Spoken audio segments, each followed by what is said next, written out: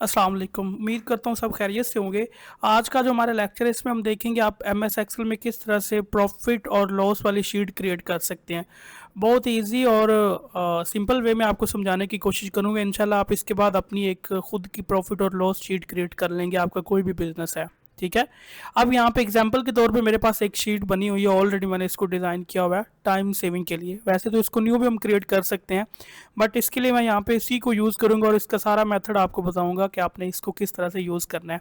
सबसे पहले देखिए, मुझे एक सीरियल नंबर चाहिए, फिर उसके बाद नेम ऑफ़ आइटम्स चाहिए। ठीक है, ज़ाहिर सी बात है, जब भी आपका कोई बिजनेस होता है उसमें आप प्रॉफिट और लॉस शो करवाएंगे तो वो आइटम्स की बेस पे होगा, आपके पास नेम ऑफ़ आइटम्स होंगे।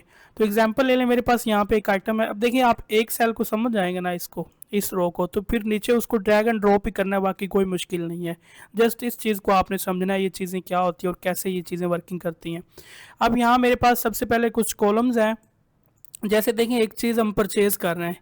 एग्जाम्पल ने ये आपने चीज़ें परचेज़ की हैं। ठीक है, ये माउस है और उसकी जो क्वांटिटी है वो 40 है।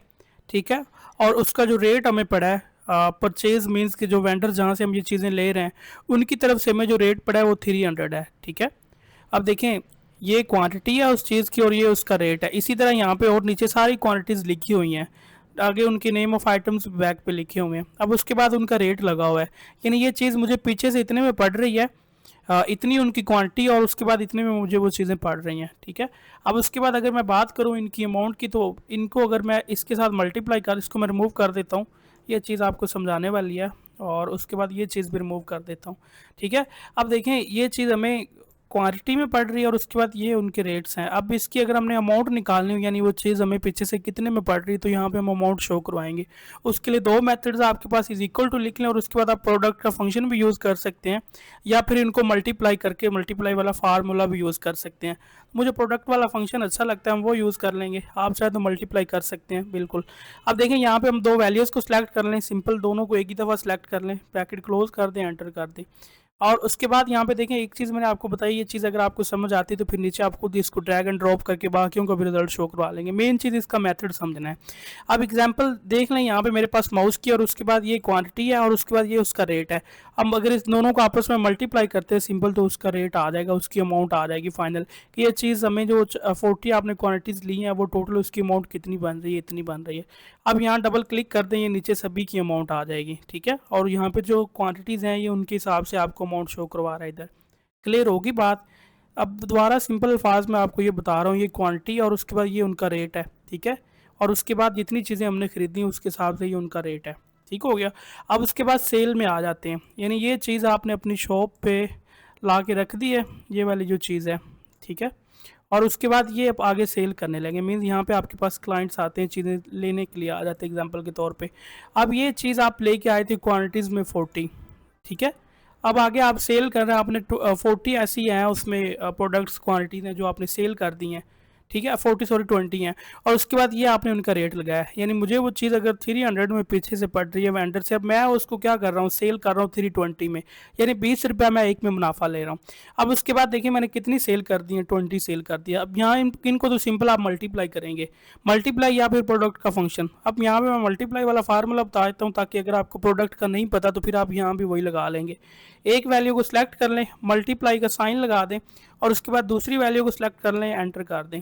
अब यहाँ इसको डबल क्लिक करके नीचे ड्रैग कर दें, सभी में आपकी वो अमाउंट आ जाएगी जितनी आपने चीज़ें सेल की हैं और उसके बाद कितने में सेल आउट की हैं। अब यहाँ पे देखें, ये चीज़ मुझे पड़ रही 360 में और मैं इसको 400 में सेल कर रहा हूँ। तो यहाँ पे देखिए कितनी मैंने सेल की हैं, 48 सेल की हैं, और उसके बाद यहाँ पे आप चेक कर सकते हैं ये उनकी अमाउंट है। ठीक है, अब यहाँ आप पे डिपेंड करता है आप चीज़ कितने की ले रहे हैं, यहाँ आप पे डिपेंड करता है आपने कितने की चीज़ ली, और यहाँ आप पे डिपेंड करता है आप कितने की आगे उसको सेल कर रहे हैं। ठीक है, यहाँ पे ये परचेज़ वाली चीज़ें आ गई और उसके बाद ये सेल वाली है। सादा सा आप हिसाब लगाएं कि ये चीज़ें आप ख़रीद के लाए हैं और ये आपने आगे गाहक को दे दी हैं, कस्टमर्स को दे दी है। ठीक है, यहाँ पे ये चीज़ें क्लियर होगी, कितनी सेल की उनकी क्वांटिटी यहाँ पे आ जाएगी।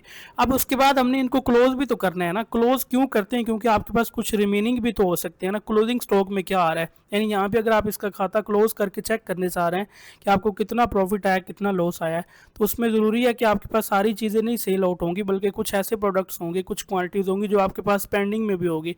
अब उनका रेट भी तो साथ लगेगा ना, फिर जाके प्रॉफिट और लॉस आएगा। अब उसके बाद क्लोजिंग स्टॉक में आप माइनस का फार्मूला यूज़ करेंगे, इज इक्वल टू प्रेस करें और उसके बाद जो आपके पास टोटल क्वांटिटी है उसको माइनस कर दें, जो आपके पास क्वांटिटी सेल हुई है, यानी परचेज में से सेल को माइनस कर दें। ठीक है, एंटर कर दें। अब उसके बाद इसको नीचे ड्रैग एंड ड्रॉप कर दें, आपके पास सभी की आ जाएगी क्वान्टिटीज़। ठीक है, कितनी आपके पास सेल और परचेज हो चुकी है ये सारी आ जाएंगी। यहाँ 20 का स्टॉक मेरे पास अवेलेबल है और यहाँ पे 2 है और उसके बाद 0 मुझे मेरे पास कोई भी स्टॉक मौजूद नहीं है। और यहाँ पे उसकी अमाउंट हम निकालेंगे। ठीक है, अब अमाउंट कैसे आप निकालेंगे, यहाँ पे ये जो इसको अलग सेक्शन में बना लेता हूँ। अब देखिए ये अमाउंट है ना, अब यहाँ पे मल्टीप्लाई का फार्मूला लगाएंगे, इज इक्वल टू प्रेस करें और उसके बाद क्वांटिटी को सिलेक्ट करें। अब ये क्वांटिटी आप किसके साथ मल्टीप्लाई करेंगे, जो चीज़ आपको कितने की पड़ रही है ना, ये आप उसके साथ मल्टीप्लाई करेंगे, यानी ये रेट के साथ मल्टीप्लाई करेंगे। अब यहाँ पे ये चीज़ तो उतने की एज इट इज़ रहेगी ना, अभी तक हमें नहीं पता कि हम इस पर कितना मुनाफा लेते हैं। 400 की बेचते हैं या 350 की बेचते हैं या फिर 250 की बेचते हैं या 320 की बेचते हैं, अभी तक हमें नहीं पता, क्योंकि ये सारा स्टॉक क्लोजिंग में आ रहा है। तो इसलिए इसको रेट जो इसका ओरिजिनल रेट है उसके साथ इसको मल्टीप्लाई कर दें और एंटर कर दें। ठीक है, और उसके बाद इसको डबल क्लिक करके नीचे ड्रैग कर दें। ये आप चेक कर सकते हैं, बाकी में 0 क्योंकि हमारे पास कोई भी स्टॉक यहाँ पे मौजूद नहीं है, तो इसलिए यहाँ से इसका 0 आ रहा है, क्योंकि यहाँ पे ना फिर आप कह सकते हैं प्रॉफिट और लॉस जो होगा वो यहाँ पे शो होगा, तो इसलिए यहाँ पे आप कह सकते हैं आपके पास कोई भी ऐसा प्रोडक्ट नहीं है जो पेंडिंग हो। आप प्रॉफिट और लॉस निकालने के लिए क्या करेंगे, यहाँ पे एक सिंपल सा मेथड आपको बताता हूँ कि जो चीज़ आपके पास सेल हो चुकी है ना वो, और उसके बाद जो क्लोजिंग स्टॉक में आपके पास चीज़ें आ रही हैं, इनको अगर आप प्लस कर दें और जो फाइनल अमाउंट हमें जितने की चीज़ हमें वो पीछे से पड़ी है उसमें से माइनस कर दें, तो आपका प्रॉफिट और लॉस आ जाएगा। ये सिंपल से इसका फार्मूला है। इज इक्वल टू प्लस करें। अब सबसे पहले दो वैल्यूज़ को आपने प्लस करना है। कौन सी वैल्यूज़ को प्लस करना है, सबसे पहले देखें आपके पास ये वाला जो अमाउंट है ना, जो आपको मुनाफा आया है एग्जांपल के तौर पे, मींस कि जो आपने सेल की है जितने की, उसको सिलेक्ट कर लें और प्लस का सिंबल लगा दें और उसके बाद क्लोजिंग स्टॉक में जो अमाउंट आ रही है इसको भी प्लस कर दें, क्योंकि ये अभी तो हमारे खाते में आ रही है ना, बाद में देखेंगे कितना प्रॉफिट आता है इस पर। इसको सिलेक्ट कर लें और माइनस कर दें ओवरऑल अमाउंट में से, यानी ये चीज़ हमें पीछे कितने से पड़ रही है, ये वाली अमाउंट है, इसको सिलेक्ट कर लें, एंटर कर दें। अब यहाँ इसको डबल क्लिक करके आप नीचे ड्रैग कर दें। आप चेक कर सकते हैं यहाँ पे कुछ ऐसे हैं जो हमें किसी प्रोडक्ट में मुनाफा आया, यानी आप कह लें कि प्रॉफिट आया, और किसी में आप कह सकते हैं लॉस आया। अब इसको थोड़ा सा हम चेक करने के लिए क्या करेंगे, कुछ वैल्यूज़ को चेंज करेंगे। अब देखें ये जैसे है ना, अब इसमें देखिए हमें क्यों ऐसे लग रहा है कि हमें इसमें लॉस हुआ है, क्योंकि जो चीज़ इसमें देखें जो क्वांटिटी है ना इसकी वो 400 है और उसके बाद इसका रेट कितना है, इतना है। अब ये हम सेल कितने में कर रहे हैं आगे, यहाँ पे तो परचेज है ना, अब सेल हम 48 में कर रहे हैं, तो जाहिर है वो लॉस भी जाएगा ना। एक चीज़ हम 50 में ले रहे और 48 में आगे सेल करेंगे तो 2 रुपये हर प्रोडक्ट से हमें लॉस आएगा। लेकिन अगर मैं ये कर देता हूँ, जो मैंने यहाँ पे सेल किया है ये मैं अगर 60 की करता हूँ और एंटर करता हूँ, तो यहाँ पे आप चेक कर ले मुझे प्रॉफिट आ जाएगा 4000 का। क्यों, क्योंकि अब मैंने जो सेल किया उसका रेट इंक्रीज़ कर दिया है। इसी तरह यहाँ पे देखें मैं कुछ और भी चेंज करता हूँ। अब देखिए 48 में पड़ी वो इसलिए नीचे उसको ड्रैग एंड ड्रॉप किया है। अब यहाँ देखिए मेरे पास ये जो क्वांटिटी है ना, ये 400 क्वांटिटी और मुझे कितने में रेट पड़ रहा है, एक चीज़ मुझे 50 में पड़ रही है, मैंने सेल कितने में की है 48 में। अगर मैं इसको कर देता हूँ 50 में कर दें चले और एंटर कर दें, देखिए एक चीज़ हम जितने में ले रहे हैं उतने में आगे सेल कर रहे हैं, तो उसका आंसर क्या आएगा, 0 आएगा ना। यहाँ पे प्रॉफिट हो रहा है ना ही लॉस हो रहा है। अगर आपकी वैल्यू माइनस में आ रही है इट मीन्स कि आपको लॉस हो रहा है। अगर आपके पास पॉजिटिव आंसर आ रहा है मीन्स कि वो आपको प्रॉफिट है। अगर आंसर 0 आ रहा है विच मीन्स कि आपका जो प्रॉफिट है अब वो ना ही प्रॉफिट है और ना ही लॉस है। कुछ इस तरह से आप इनको चेक कर सकते हैं। इसी तरह यहाँ पे मैं और भी क्वांटिटीज़ को चेंज करता हूँ।